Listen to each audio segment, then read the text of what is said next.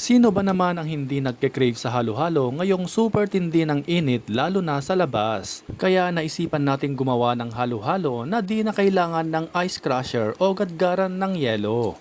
Di mo na kailangang lumabas pa at mainitan para lang bumili ng halo-halo. Nilagay ko pala sa freezer itong fresh milk overnight para tumigas. Ito rin kasi ang magsisilbing yelo sa gagawin nating halo-halo. Di na rin kailangan ng gatas pa dahil fresh milk na nga ang ginamit natin. Madali lang naman itong hati-hatiin o i-crush dahil di naman ito gaya ng ice tubig na napakatigas. Sa inyo mga kanoypi, ano ang pamatid uhaw nyo sa tag-init? Paki-comment nyo nga at kung saang lugar kayo nanonood para alam namin kung saang lugar nakaabot ang video na ito.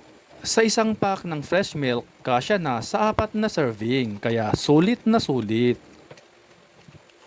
Maglalagay na tayo ng mga sangkap. Nilagyan ko ito ng minatamis na saging na saba, nata de coco na kulay red,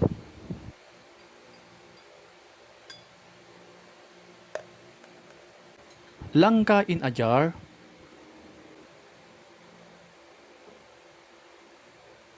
green nata de coco para mas makulay,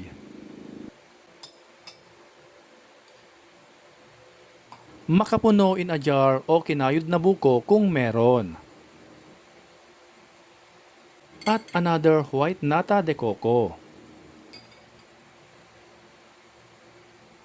Lagyan din natin ito ng sweet corn.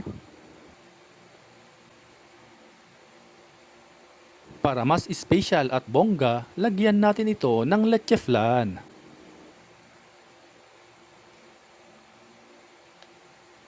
Para mas pinabongga, maglalagay tayo dito ng ube ice cream.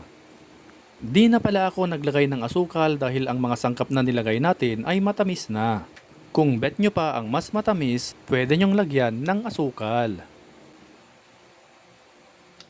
Para magka-crunch ng kaunti, lagyan natin ito ng cornflakes. About sa mga sangkap mga kanoypi, nakadepende na sa inyo kung anong ingredients ang mga gagamitin ninyo.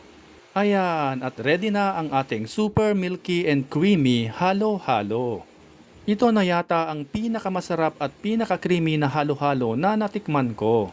I-try nyo na rin ito mga kanoypi, siguradong hindi kayo magsisisi. Dahil sa creamy nito at milky, mapapasana all ka na lang sa sarap.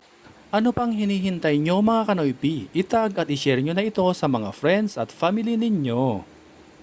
Sa lahat ng ating avid followers and viewers worldwide, maraming salamat po. Hanggang sa muli!